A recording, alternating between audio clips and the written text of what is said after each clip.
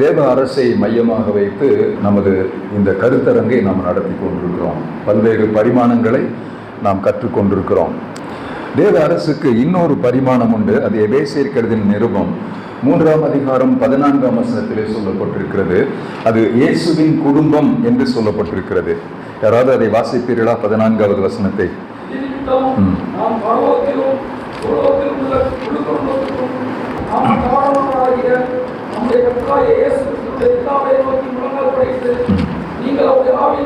போதும்.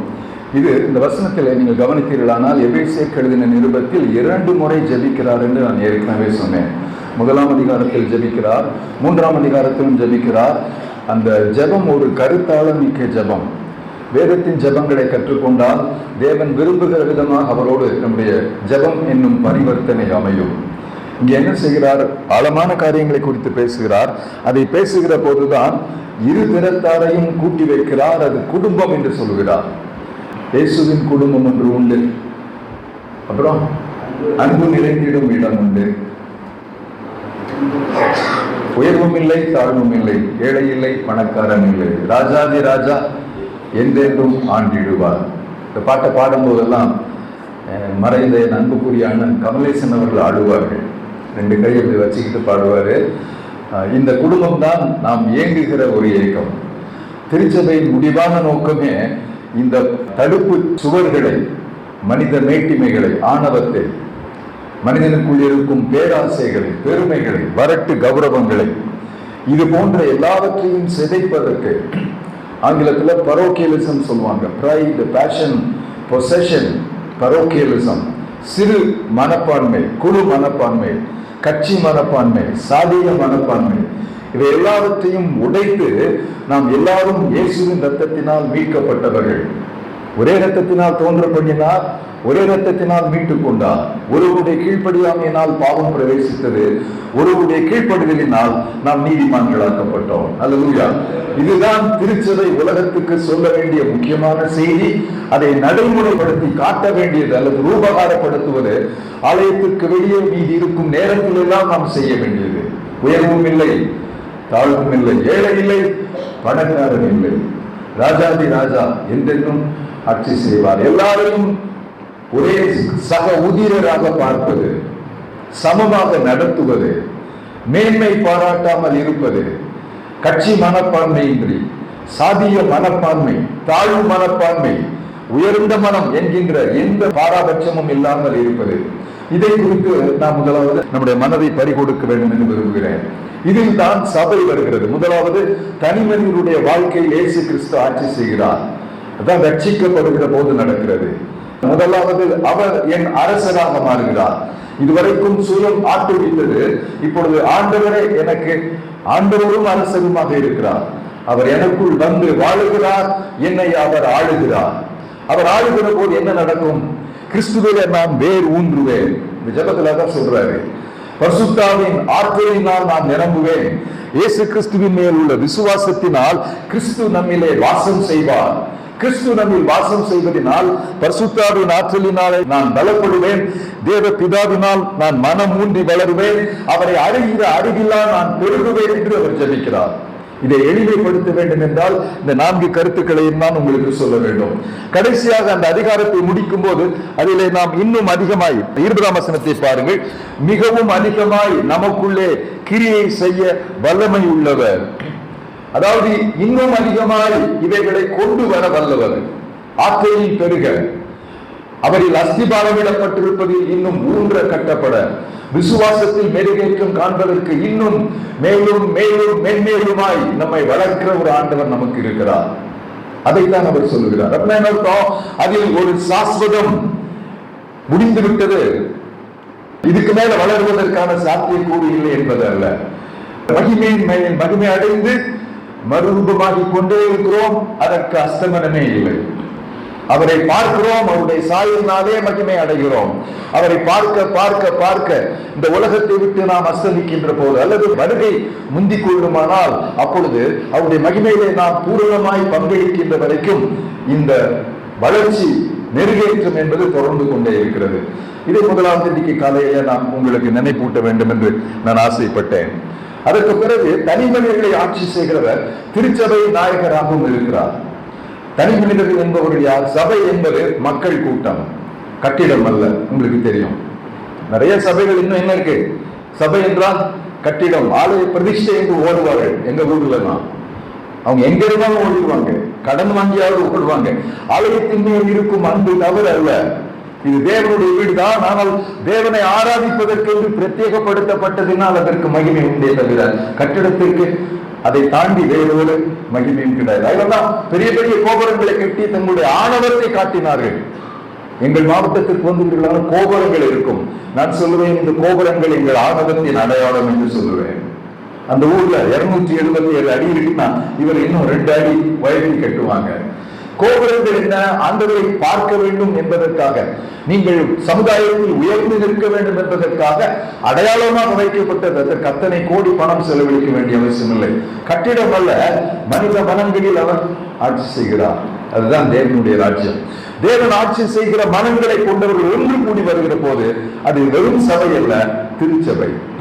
ஏனென்றால் திரு என்பது தேவனை குறிப்பது, அது பரிசுத்த சபை, அவருடைய ஆட்சி பீடம். அது சபைக்கு தலைமைச் செயலகம் உலகத்தில் இல்லை என்று சொல்வார்கள். ஏற்கனவே மாணவர்களுக்கு எழுதியிருக்கிறேன், சபைக்கு தலைமைச் செயலகம் உலகத்தில் இல்ல, லண்டன்ல இல்ல, லாம்போர்ட் கான்ஃபரன்ஸ்ல இல்ல, வெஸ்ட்மின்ஸ்டர் ஆபியில இல்ல, ஆர்ச் பிஷப் ஆஃப் கேன்டர்பரியில இல்ல, தலைமைச் செயலகம் அங்கே இருக்கிறது. நல்லா கேளுங்க, எல்லா சபையும் சேர்த்து சொல்றேன், எல்லா சபைக்கும் தலைமைச் செயலகம் உலகத்தில் உண்டு. ஆனால் நாம் விசுவாசிப்பது நமக்கு எல்லாம் தலைமைச் செயலகம் அங்கே இருக்கிறது. அங்கேதான் நமது தளபதி இருக்கிறார். அவர் தான் நமது பிரதம பேராயர். அப்ப மூலம் அவமதிக்கிறோமா? இல்ல, மனித அமைப்பு இருக்கிறது. ஆனால் இங்கே மமதை நாட்டம் வந்துவிடக் கூடாது. நாம் எல்லாரும் பணிந்து தொழுகிறவர் ஒரு ஒருவர் தான். அதுதான் தேவனுடைய திருச்சபை. தேவனுடைய திருச்சபை என்பது திருக்குடும்பம். தேவனுடைய திருக்குடும்பமே தேவனுடைய ராஜ்யம். இப்ப தேவனுடைய ராஜ்யத்திற்குள் நம்முடைய தனி மனித வாழ்க்கையும் திருச்சபையும் உள் அடங்கியது. தேவனுடைய ராஜ்யம் முடிவானது. தேவனுடைய திருச்சபை என்பது ஒரு காலகட்டத்தில் முற்று பெறப்போகிறது. அதுக்கப்புறம் தேவனுடைய ராஜ்யம் தொடரப்போகிறது. இது எப்படின்னா ஒரு டிரான்சிட் பில்டிங் மாதிரி. நான் என் வீட்டுல இருந்து புறப்பட்டு ரயில்வே ஸ்டேஷன்ல பிளாட்ஃபார்ம்ல நிற்கிறேன், ஒரு ட்ரெயின் ஏறி இன்னொரு ஊருக்கு போறேன். இடைப்பட்ட காலத்துல நான் இருக்கிறேன். அது நிரந்தரமான ஒரு இடம் அல்ல. சபை என்பது ஒரு டிரான்சிட் பிளேஸ். அதனால இதை மனதில் கொள்ள வேண்டும் என்று விரும்புகிறேன். இரண்டாவது, நான் இன்னைக்கு காலையில் சொல்ல வேண்டும் என்று விரும்பினது, மத்தேயு 13ஆம் அதிகாரத்திலே இருக்கிற 7 உவமைகளை சொல்லுகிறாரே, அதில் கடைசி வருகிற 2 உவமைகள், முக்கியமான உவமைகள். அதில் ஒரு உவமையை குறித்து சகோதரன் விளக்கம் அளித்தார்கள். பொக்கிஷம் அந்த காலத்துல புதைச்சு வச்சுட்டு போவாங்க. ரொம்ப அழகா சொன்னாங்க பிப்ளிக்கல் பேக்ரவுண்ட. திரும்ப வரும்போது யுத்தங்கள் எல்லாம் முடிந்த பிறகு நிலத்தை கண்டுபிடித்ததை தோண்டி என்ன செய்வான்? அதை பெற்றுக்கொள்ளுவான் அப்படின்னு சொன்னார். புதையல். நான் 2 வார்த்தைகள் எழுதி வைத்திருக்கிறேன். விலை மதிக்க முடியாத பொக்கிஷம். அந்த பொக்கிஷத்தை பெறுவதற்கு என்ன கிரயத்தையும் செலுத்துவதற்கு அவன் ஆயத்தமாக இருக்கிறான். ஏனென்றால் அந்த பொக்கிஷத்துக்கு எந்த கிரயத்தையும் கொடுக்கலாம்.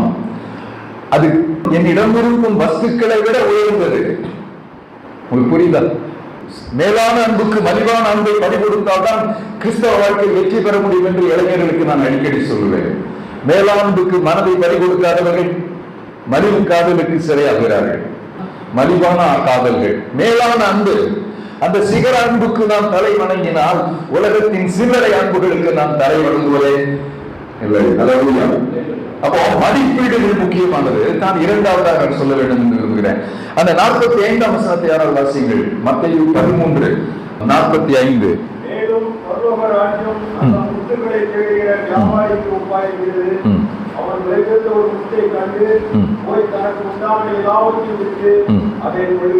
சரி, போதும். விலை மதிக்க முடியாத பொக்கிஷம் அது மறைந்திருக்கிறது. அதற்காக அதை ஆதாயப்படுத்திக் கொள்வதற்காக தனக்கு உண்டானதெல்லாம் இருக்கிறான். நான் அப்படியெல்லாம் கற்பனை செய்து பார்ப்பது உண்டு. அவர் நேர்மையான மனிதன். இந்த நிலத்தில் இருக்கும் பொக்கிஷத்தை தன் வசமாக்க வேண்டும் என்று விரும்புகிறான். அதுக்கு என்ன பண்றான்? வீட்டுல இருக்கிறதெல்லாம் விற்கிறான். ரொம்ப ஒன்றும் பெரிய பணக்காரன் இல்ல, எல்லாத்தையும் விற்கிறான். கடைசியில் போய் மணி எடுத்து அந்த தோழி போட்டிருக்க கரட்டி தாண்டான். என்னையா குடிக்க போறியான்னு கேட்டிருப்பான். இல்ல நீ நல்ல மனுஷன் தானே, அது இருக்கிறத மீதி இவ்வளவுதான், இதையுமா கேட்கிற அப்படின்னு கேட்டிருப்பா. இல்லம்மா குடுமா, குடுமா அப்படின்னு கேட்டிருப்பாரு. தங்கத்தை வாங்குறது ரொம்ப கஷ்டம் பெண்களிடம் இருந்து, தெரியுமா உங்களுக்கு? அந்த அம்மா நல்ல பெருந்தன்மையோடு கொடுக்குறான். நிறைய பேர் மனைவிமாருடைய தங்கத்தை வாங்கி திரும்ப கொடுத்ததே கிடையாது. அந்த காலத்துல நகையை பெற்றோர் போட்டாங்கன்னா, வங்கி வசதிகள் இல்லாத காலத்துல ஒருவேளை நம்ம மகள் கஷ்டப்பட்டுட்டு அப்பொழுது அவருக்கு என்ன செய்யும், உதவி செய்யும்ன்றதுக்காக அது ஒரு சேஃப் டெபாசிட் லாக்கர். அதை கேட்பதும் கணவனுக்கு அழகே கிடையாது. மனைவியுடைய எந்த ஒரு வசதியும் எழுதி விடாது, வாங்கி அடமானம் வச்சு வியாபாரம் பண்ணி அவனுக்கு திரும்ப பண்றேன், இந்த வசனம் எல்லாம் பேசக்கூடாது. இப்போ போட்டுதான் ஆகணுமா, இல்லை போடணும்னு அவசியம் இல்லை. தமிழ்நாட்டில் தான் இன்னும் அந்த சீக்கு நீங்கல. ஆந்திராவுக்கு மேலே போயிட்டாலே பொண்ணுக்கு அவ்வளோ வசதிகள் இல்லை. ஒரு ஒரு அரை சாவரி நகையை வச்சுக்கிட்டு ஒரு மஞ்சள் துணியில போட்டதுல பவுடர் போட்டு மூடி வச்சிருப்பாங்களா வட இந்தியாவில். மனைவி சொல்ல கேட்டிருக்கிறேன் நான். மதிப்பற்றவரே, இந்த உலகத்தில் நாம் மதிக்கின்றவைகளையும் பொக்கிஷத்தை பெற்றுக் கொள்வதற்காக, நிலையற்ற காரியங்களை விட்டு நிலையானதை பெற்றுக் கொள்வதற்காக. அடுத்தவர் என்ன சொல்றாரு, அரிதான முத்து, விலை மதிக்க முடியாத பொக்கிஷம், அரிதான முக்கி, அதை அவன் தேடுகிறான். He was in search for the treasure. முத்துன்னு சொல்லியிருக்கு, ஒருமையில் சொல்லியிருக்குது, 2 இல்ல 3 இல்ல, வேற எங்கேயுமே கிடைக்காது. அரிதான முத்து. தூத்துக்குடியில் உள்ளவங்க சொல்லுவாங்க அதற்கு கருமுத்துன்னு சொல்லுவாங்க. வெள்ளமுத்து நிறைய கிடைக்குமா, என்ன செய்யாது, Karumuthu is the rarest bird. அதை பெற்றுக் கொள்வதற்கு அவன் தேடுகிறான். அதை சமதரிப்பதற்கு அவனும் எல்லாவற்றையும் இழப்பதற்கு ஆயத்தமாக இருக்கிறான். இந்த 2 உண்மையை சொல்வதற்கு அவர் காரணம் என்ன, கிரயம் செலுத்துவது அவசியம், முக்கியத்துவங்களை முடிவு செய்வது அவசியம். Establish your priority. மதிப்பீடுகளை சீரமைத்துக் கொள்ளுங்கள் என்று சொல்கிறார். 2வது கருத்து, மதிப்பீடுகளை சீரமைத்துக் கொள்ளுங்கள். இதற்கு நல்ல ஒரு கிளாசிக்கல் எக்ஸாம்பிள் யாரு, எபிரேயர் 11ஆம் அதிகாரத்தில் மோசேயை பற்றி சொல்லப்பட்டிருக்கிறது. நினைக்கிறேன் 25ஆம் வசனத்திலிருந்து வரும். அவன் அழகுள்ளவன் என்று கண்டு அவன் அடாப்ட் பண்றான் ராஜகுமாரத்தி. அவருக்கு இன்னும் கல்யாணம் ஆகல நினைக்கிறேன், அவன் அடாப்ட் பண்ணிக்கிறான், அடாப்டட் சன். அதுக்கப்புறம் ராஜகுமாரன் கூடிய அத்தனை அந்தஸ்தும் ஒரு எபிரேயனுக்கு வருகிறது. எங்க இருக்கிறான், எகிப்தில் இருக்கிறான், மன்னன் வீட்டில், மற்றவங்க அடிமைகளாக செங்கல் இருந்து கொண்டிருக்கிறார்கள். இப்ப எங்க இருக்கிறான், ராஜ அரண்மனையிலே சகல சல்லாபங்களையும் அனுபவித்துக் கொண்டிருக்கிறான். தட்டாமல் பணி செய்ய திக்கெல்லாம் பணியார்கள், நாதசுரங்கள், ஆடல் பாடல்கள், அபிநயங்கள், சாப்பிடுறதுக்கு எல்லாம் பழங்கள், என்னெல்லாம் கிடைக்குமோ எல்லாம், கேசரி கிடைக்கும், பாயாசம் கிடைக்கும், எல்லாம் கிடைக்கும், எல்லாம் கிடைக்குது. அவன் எல்லாம் அனுபவித்துக் கொண்டிருக்கிறான். ஆனா அவன் முடிவுக்கு வருகிறான். அது யாரோ வாசிப்பீங்களா,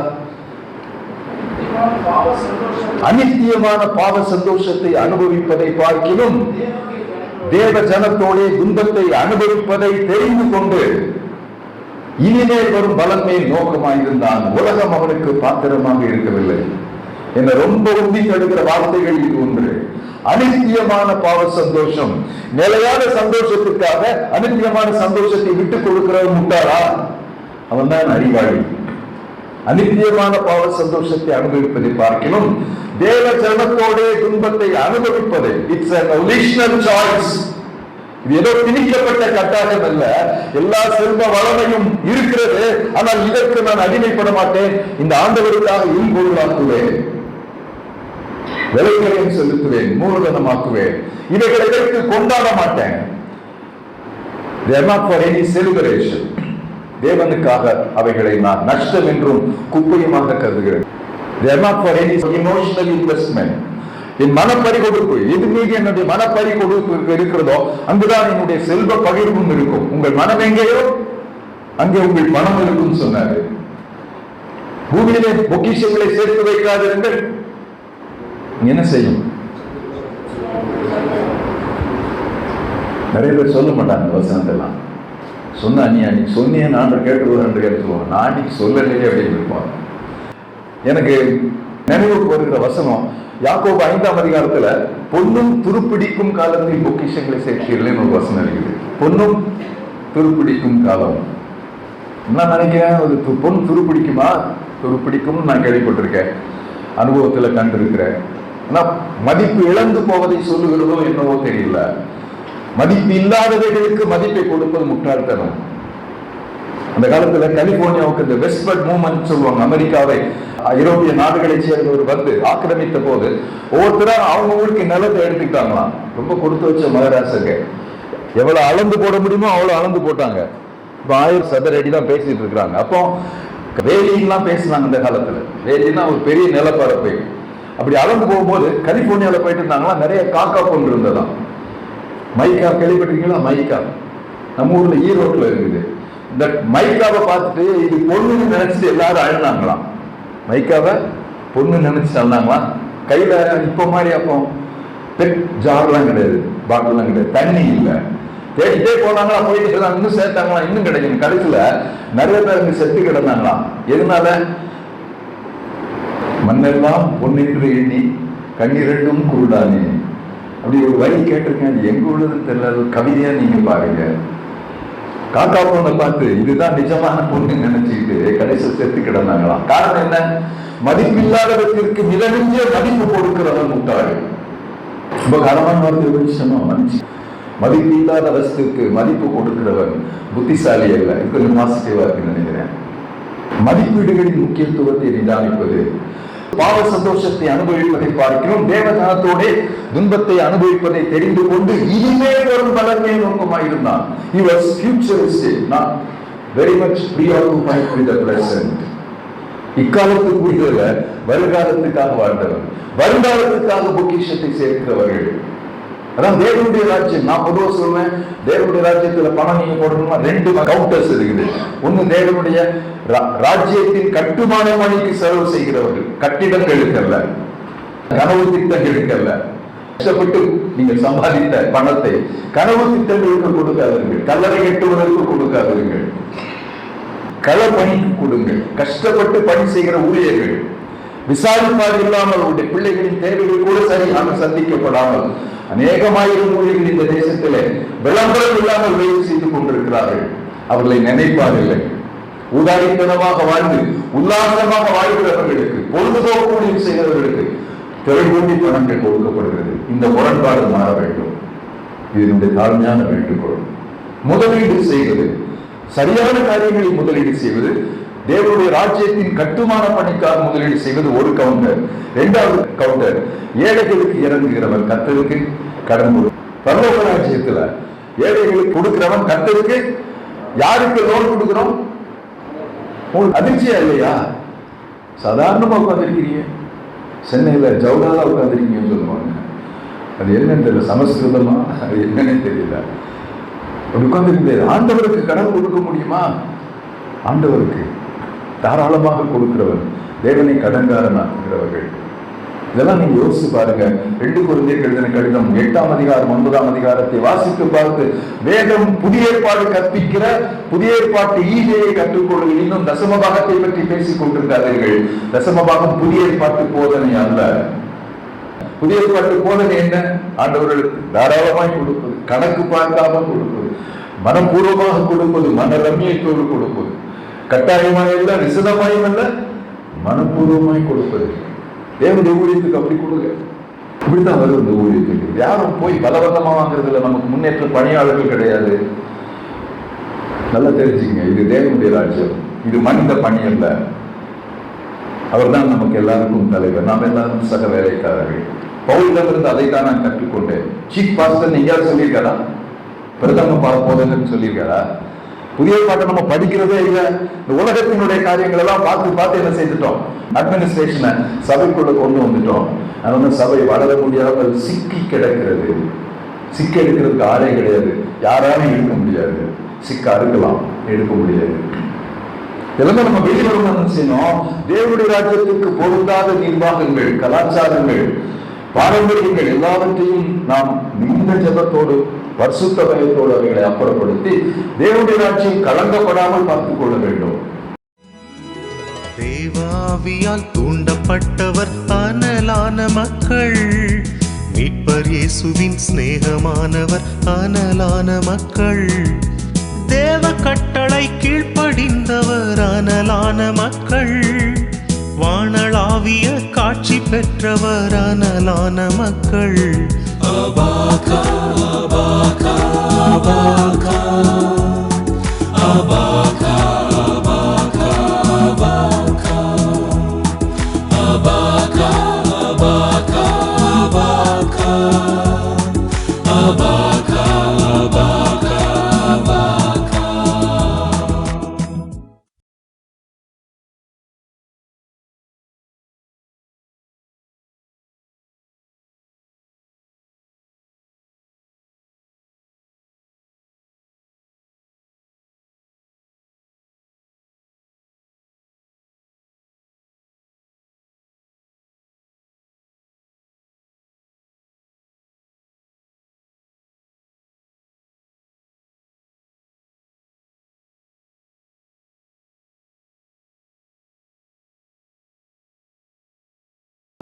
They are not for any